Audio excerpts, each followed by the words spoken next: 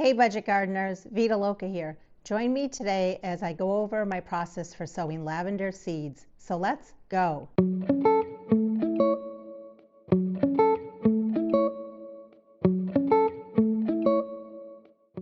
I live in New Hampshire. I garden in USDA Zone 5B. My average last frost date is around May 15th, and that's based on my zip code. Today is March 10th. I'm about 9.5 weeks away from my average last frost date. I like to start my lavender seeds indoors about 3 to 4 months before my average last frost date, just to give the plants enough time to establish themselves and get to a nice size. If you don't know what your average last frost date is, check out the website below, enter in your zip code, and it will tell you an estimate of your average last frost date. There's also a map on there that's a little more accurate with giving you that date.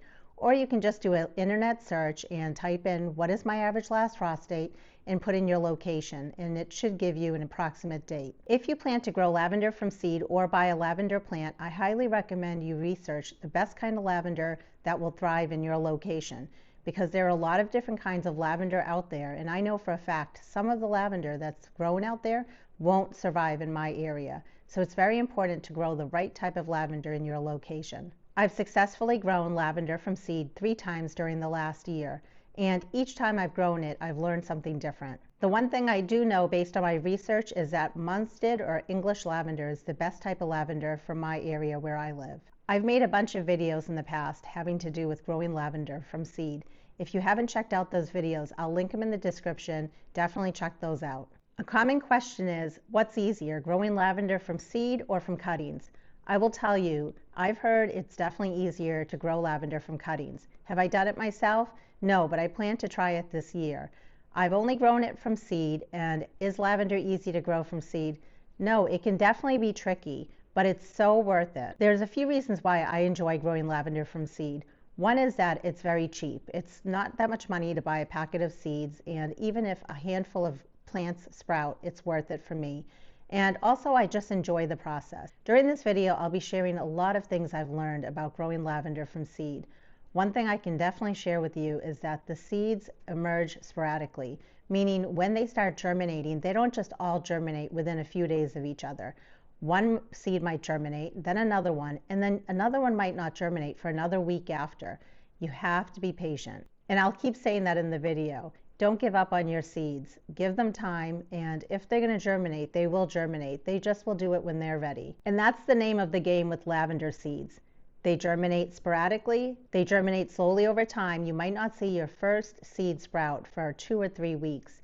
And then when the plants do sprout, they grow very, very slowly for you. So now I'm going to share the steps that I take to grow lavender from seed. I start with seeds that are fairly fresh, about 1 to 2 years old. I just buy my seeds from a local garden center. It's my understanding that if you want to have a higher success rate with your lavender seeds germinating, you want to buy seeds that are called primed. Primed seeds have some sort of coating on them that helps increase the rate of germination. I've never tried those type of seeds, but I wanted to mention that. Another thing I'll share is if you do buy seeds that are pelleted, you normally want to use pelleted seeds within a year because they lose their viability very quickly thereafter. I then take the seeds and I sprinkle them generously within a folded paper towel, and I make sure I move the seeds around so they're not all on top of each other. I then cover the seeds with the other half of the paper towel. Next, I lightly spritz the top of the paper towel.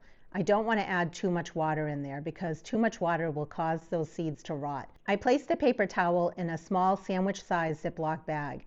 You can use any sort of container or any sort of resealable bag that you have, but you want to make sure it's something that can hold moisture. I also don't want to add very little water in there because if there's not enough moisture in there, then the seeds are not going to germinate. Basically, you want it to be just barely moist enough to get those seeds to be wet. And for whatever reason, if you did put too much water in your bag or inside your container, just drip out the rest of the water. Next, I seal my bag nice and tight. I label my bag with the seed name, the date that I'm putting the seeds in my fridge, and then I put a date on there that's 2 weeks after the date that I'm putting the seeds in my fridge. I place the bag with the seeds in it in the bottom of my refrigerator in the crisper drawer. After 2 weeks, I remove the seeds from the fridge. And if you have a hard time remembering that date, go ahead and put it in some sort of a calendar, just as a reminder that you need to check on those seeds. This next small part is an update to a video that I made a year ago. So I am changing my process a little. That's why I wanted to make this video, to show you my update. What I did previously was I removed the bag from the refrigerator after 2 weeks. Then I placed the bag under LED shop lights because the seeds need light to germinate. I also placed the bag on top of a seedling heat mat. The seedling heat mat was to provide warmth to those seeds. And that's key because lavender seeds do like the extra warmth in order to germinate. I checked the bag every day to see if any seeds were sprouting, and if I noticed that the paper towel was starting to turn dry, I spritzed it just with a small amount of water. But again, not too much because I didn't want the seeds to rot. I did have many seeds that started to germinate over time, and as each seed germinated, I then took it out of the bag and I potted them up into small 6-cell packs that were filled with potting mix. The problem that I found with that method was that over time, mold started to get created inside of the paper towel. I didn't notice that it was affecting the seeds too much. The seeds were continuing to germinate, but I didn't like the idea of mold developing inside the paper towel. And so for that reason, I changed my process to be a little bit different this year, and now I'm going to share that process with you next. So once 2 weeks have passed and I remove my seeds from the refrigerator, I then get the seeds ready to be planted. In order to plant them, they need some sort of a pot or a container. I prefer to use a restaurant takeout container, but you can use whatever pot that you want to use. The reason I like to use a restaurant takeout container is it takes up less space under my grow lights, and only the seeds that are going to germinate will germinate.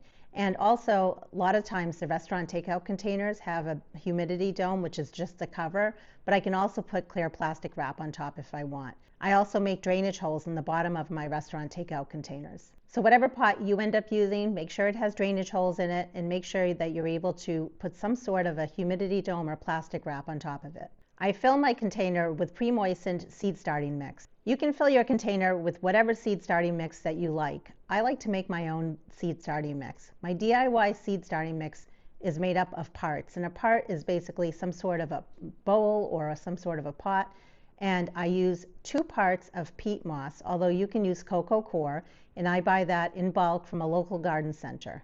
And then I add 1 part of vermiculite. Again, I buy that in bulk off of Amazon. You can also buy that locally from garden centers. They often sell it. And the purpose for a vermiculite is to retain moisture.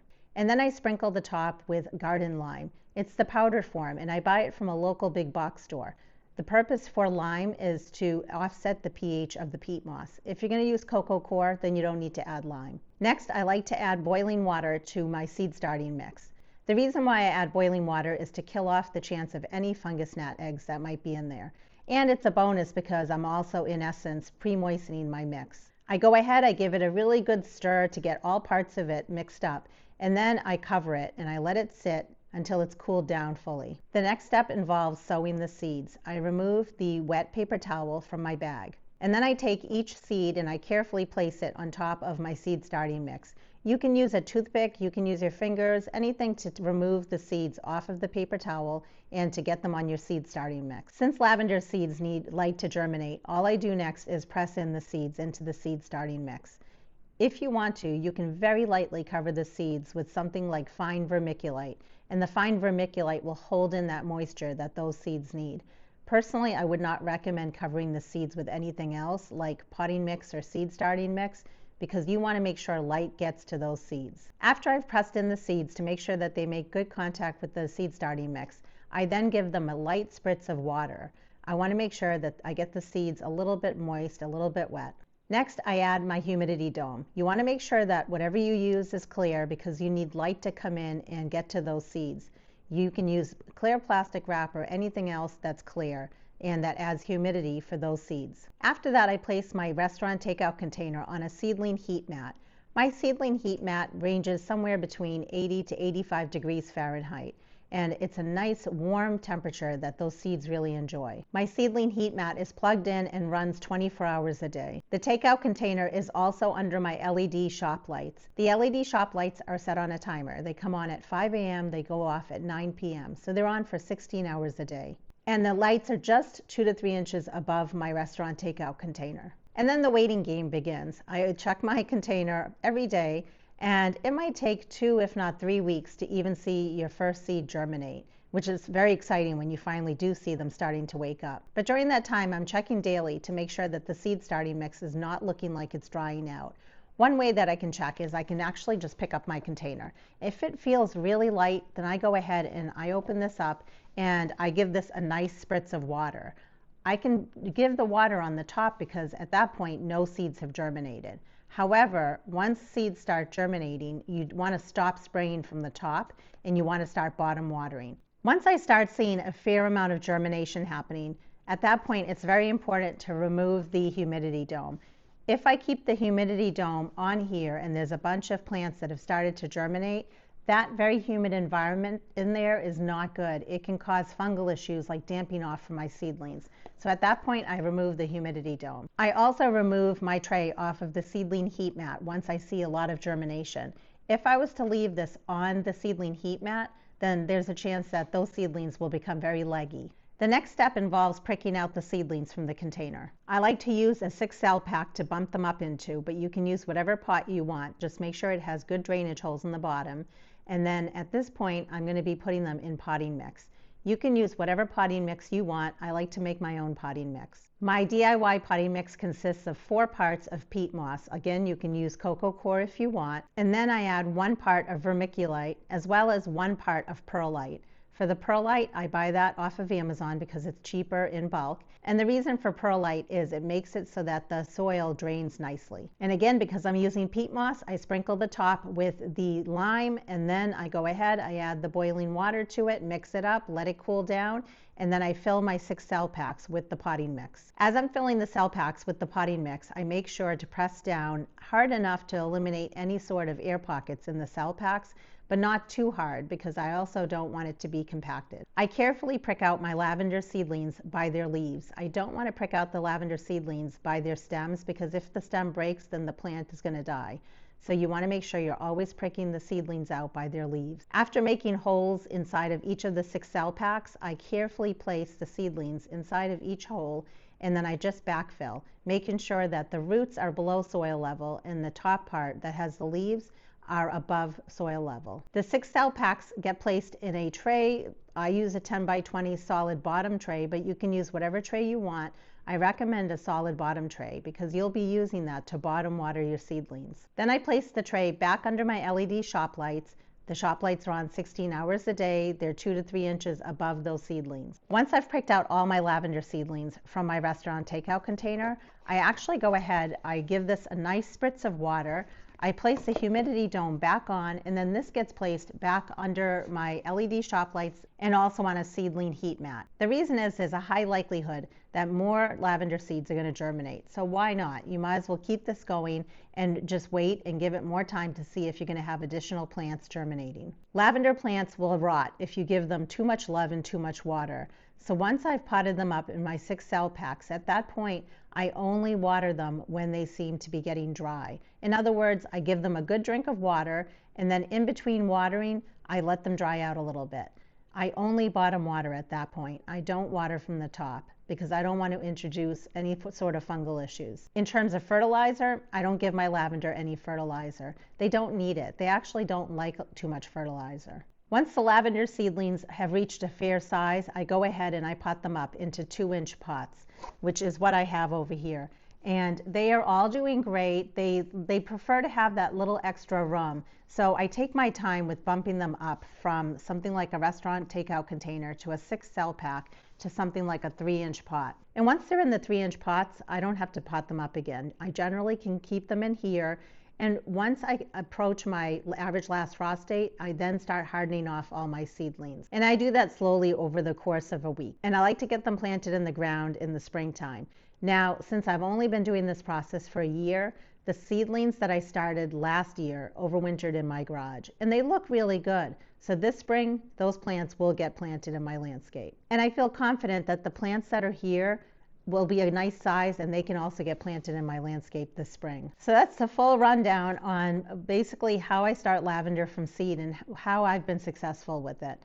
I also winter sowed some lavender seeds this year. So what I mentioned in that video that I made was be very patient with that if you are winter sowing lavender seeds. They will be slow to come up, and when they do come up, they will be very small for a long time. The key is you don't want the milk jug or container that you're using for winter sowing to dry out. You want to make sure you keep it well watered without being too overly watered. And once you do see seedlings germinating, you can go ahead and prick them out if you want, pot them up, but just be very diligent about taking care of those little seedlings and basically doing a similar process as I'm doing here, but on a different scale, because now you're taking care of them outside. And I'll show you what I end up doing with my winter sown seedlings once they do emerge. I hope you enjoyed this video. If you have any other tips that you want to share when it comes to starting lavender from seed, please drop it down in the comments. A lot of people do read the comments, and after all, my channel is all about cross-learning and all of us learning from each other. And until the next video, make it a great day with gardening.